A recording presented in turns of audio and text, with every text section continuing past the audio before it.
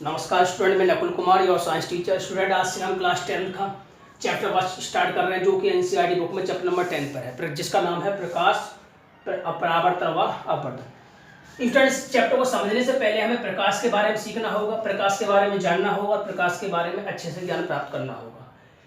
उसके बाद परावर्तन अपवर्तन की बात करेंगे। स्टूडेंट, प्रकाश, सबसे पहले प्रकाश क्या है। और स्टूडेंट, मैंने जो ये डेफिनेशंस लिख रखी, मैंने जो कुछ पॉइंट्स लिख रखे उसलिए लिख रखे कि आपको कम समय में पूरा समझ में आए और कम समय में ज़्यादा से हम पढ़ा सकें। स्टूडेंट, प्रकाश ऊर्जा का वह रूप है, हमने परिभाषा लिखी है, प्रकाश ऊर्जा का वह रूप है जिस कारण हमें वस्तु क्या होती है, दिखाई देती है। और दूसरी परिभाषा भी लिखी है, याद करके मैंने, प्रकाश वह विकिरण है जो हमें आपको उस भाग को क्या करता है, संवेदित करता है, इसके कारण हमें वस्तु क्या होती है, दिखाई देती है। मैंने क्या बोला, प्रकाश एक प्रकार का विकिरण है, प्रकाश वह विकिरण है।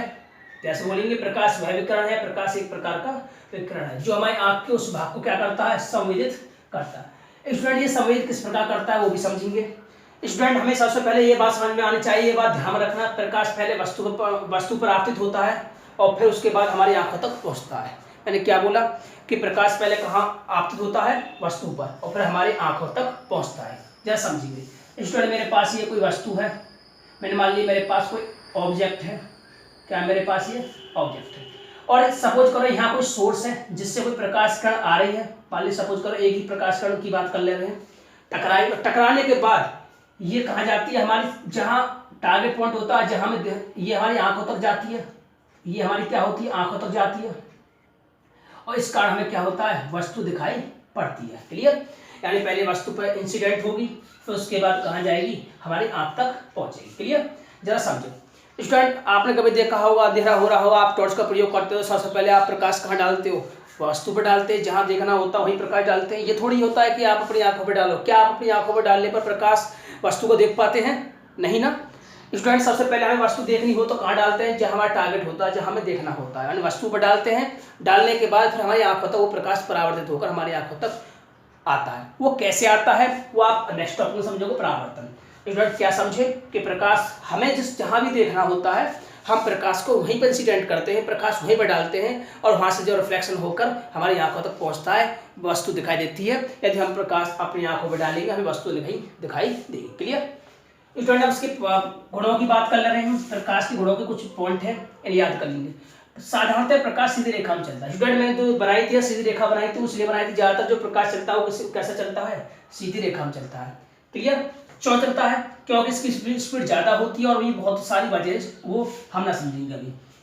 स्टूडेंट, इसमें हमने जो पॉइंट समझा है, साधारणतः प्रकाश सीधी रेखा में चलता है, इसमें शब्द लगाया मैंने साधारणतः। साधारणतः का मतलब हो गया कि जब ज्यादातर जो प्रकाश चलता है कैसी रेखा में चलता है, सीधी रेखा में चलता है।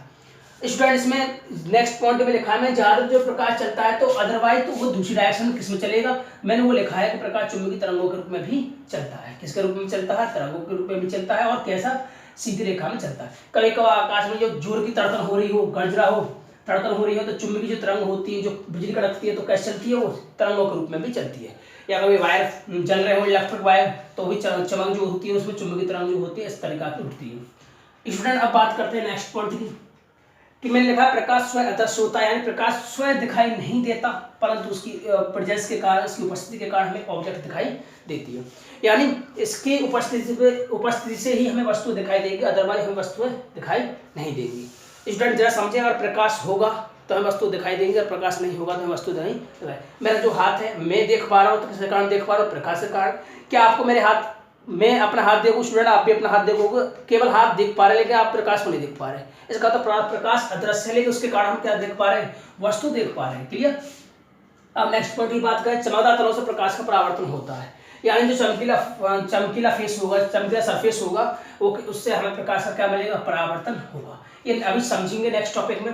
परावर्तन हमें देखा होगा, जब हम आईने, तो आपने भी देखा है, आईने में जब चेहरा देखते हैं तो वो प्रकाश के परावर्तन का ही देख पाते हैं, क्योंकि उसमें जो पीछे पॉलिश लगी होती है। चांदी के बर्तन में जो चमक होती है तो किसका, या स्टील के बर्तन में चमक होती है तो कैसे कारण होती है? प्रकाश के परावर्तन कारण होते हैं। चमकदार तरह से प्रकाश का परावर्तन होता है। क्लियर? प्रकाश के संचरण के लिए हमें किसी माध्यम जैसे वायु की आवश्यकता नहीं होती। प्रकाश के संचरण के लिए, प्रकाश से गमन करने के लिए, आने जाने के लिए हमें स्टूडेंट में किसकी आवश्यकता नहीं होती? प्रकाश की कुछ की आवश्यकता नहीं होती। किसकी आवश्यकता नहीं होती? माध्यम की आवश्यकता हो। माध्यम जैसे मान लिया कौन है? वायु है।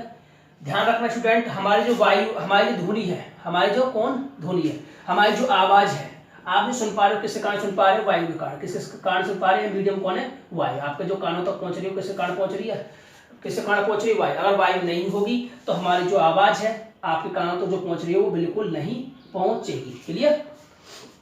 यानी जो हमारी वायु ध्वनि है वो आप तक पहुंच पा रही है स्टूडेंट, वो किस कारण पहुंच पा रही है?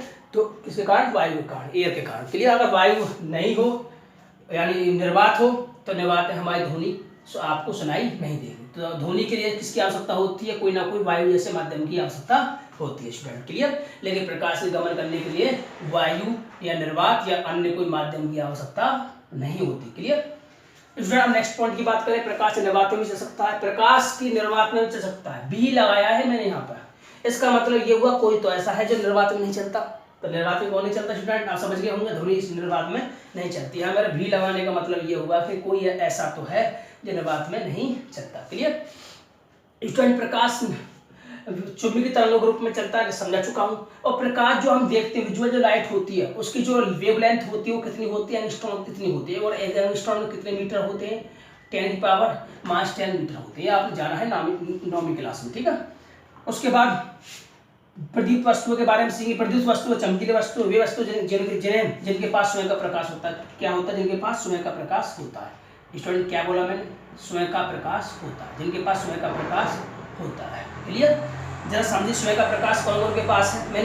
मैंने कहा वे वस्तुएं जिनके पास स्वयं का प्रकाश होता है। वस्तु भी कह दो या पिंड कह दो, एक ही चीज है, वस्तु या पिंड। जैसे मान ली पिंड में बात करें, सूर्य ले लिया, शायद ध्यान रखना प्रकाश का सबसे बड़ा स्रोत कौन है? सूर्य है।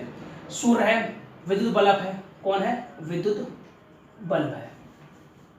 विद्युत बल्ब और मोमबत्ती। ध्यान रखना स्टूडेंट, मोमबत्ती कैसी की बात कर रहा हूँ मैं? जलती हुई।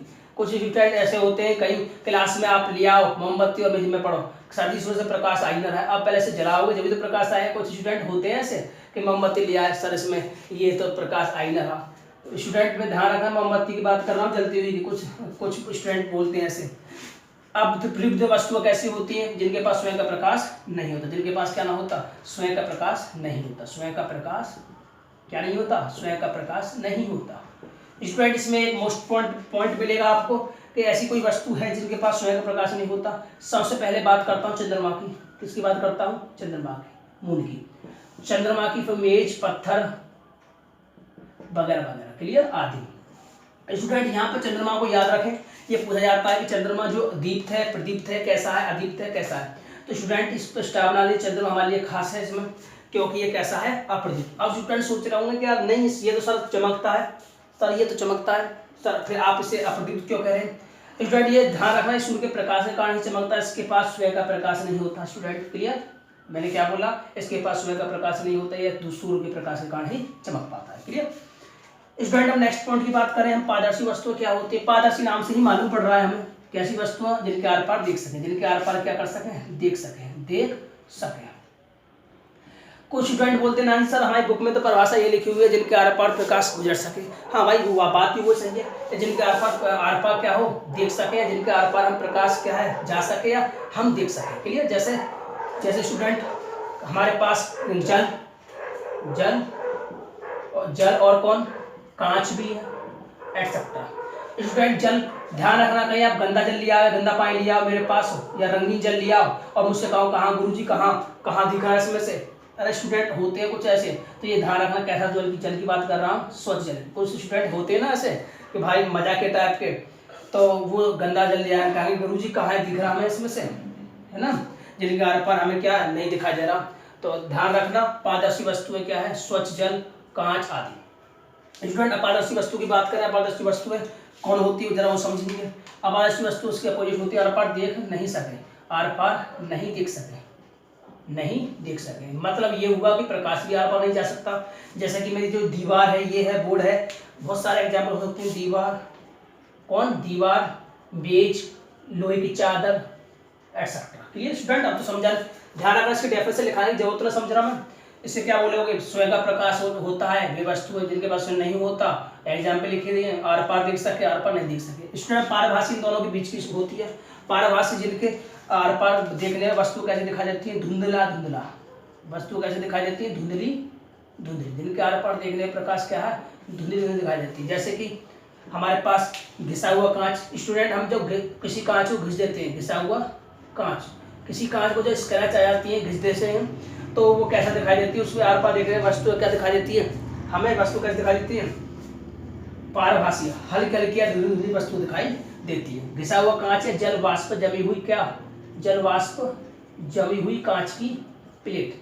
मैंने क्या समझाया यहाँ पर स्टूडेंट, एक तो घिसा हुआ कांच और एक क्या, जल वाष्प जमी हुई कांच की प्लेट। यानी किसी कांच की प्लेट पर आप जल वाष्प जमा दो, जल वाष्प यानी जल की बूंद पड़ी हो तो उसमें जो वस्तु देखने पर, उसके आर पार हम वस्तु देखने पर वस्तु कैसे दिखाई देती है, धुंधली धुंधली दिखाई देती है। देखा होगा अपने बस या रेल या कार, बस या कार जो चलती हैं तो जो बरसात के मौसम वर्षा हो रही हो तो वाइपर लगाते हैं, वाइपर ऐसे चलता है तो उससे चलता है आगे से पानी को हटाया जा सके जिससे वस्तु हमें स्पष्ट दिखाई दे सके।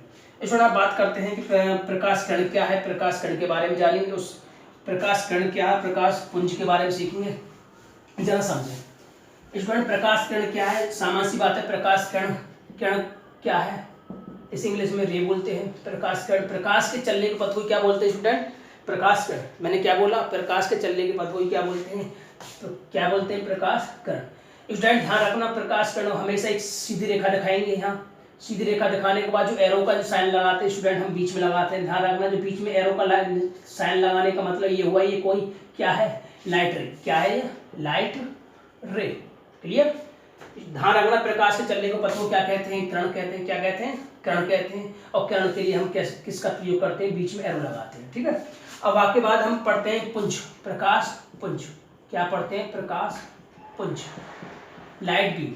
प्रकाश पुंज 3 प्रकार के होते हैं स्टूडेंट।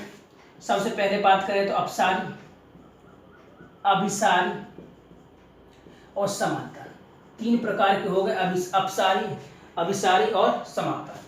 स्टूडेंट समांतर जो प्रकाश पुंज होता है, अपसारी जो होता है, अपसारी उनके बारे में जरा समझेंगे। अपसारी मान मेरे पास सोर्स है कोई, ध्यान रखना अपसारी प्रकाश पुंज क्या होता है पहले उसके बारे में सीखेंगे। पुंज का मतलब होता है प्रकाश किरणों के समूह के, यानी गुच्छे। प्रकाश यानी समझो कि प्रकाश हमेशा कैसे चलता है, किरणों के ग्रुप में चलता है, किरणों के समूह में चलता है, किरणों के गुच्छे में चलता है। तो किरणों का गुच्छा क्या कहलाता है, किरणों का समूह या गुच्छा, किरणों का समूह क्या कहलाता है, पुंज। तो ध्यान रखना यदि किरणों की मध्य की दूरी क्या हो, बढ़ रही हो, किरणों की मध्य की दूरी क्या हो, बढ़ रही हो, तब उसे क्या बोलते हैं, अपसारी, क्या बोलते हैं, अपसारी, क्लियर। और स्टूडेंट यदि किरणों की मध्य की दूरी इसके अपोजिट बोले तो किरणों की मध्य की दूरी क्या हो, घट रही हो। मान लिया मेरे पास ये कोई ऑब्जेक्ट है, यहाँ पर क्या है, ऑब्जेक्ट, यहाँ मेरे पास सोर्स है जिससे प्रकाश किरण निकल रही है। जैसे आकाश में देखा होगा तुमने, टॉर्च मारते हैं रात को तो वो किस तरीका से निकलती है, इसी तरीका से निकलती है, क्लियर। स्टूडेंट आप बात करें यदि हम किसी वस्तु की यदि प्रकाश किरण इस प्रकार पड़ रही हो कि मध्य की दूरी क्या हो रही है, घट रही हो, तो हम बोलेंगे किस प्रकार की प्रकृति है, अपसारी। किस प्रकार की है, सॉरी अभिसारी, किस प्रकार की है, अपसारी, क्लियर। समांतर प्रकाश की बात करें तो आप देखना समांतर प्रकाश का नाम से ही मालूम पड़ रही है, ये दूसरे जिनके बीच की दूरी कभी ना बदले, जिनके बीच की दूरी कभी ना बदले। तो जरा समझें इनके बीच की दूरी क्या होती है, बढ़ती जाती है, इनके बीच की दूरी कम होती जाती है, इनके बीच की दूरी कभी ना बढ़ती, क्लियर। स्टूडेंट हम नेक्स्ट टॉपिक में बात करेंगे प्रकाश के परावर्तन और अपवर्तन के बाद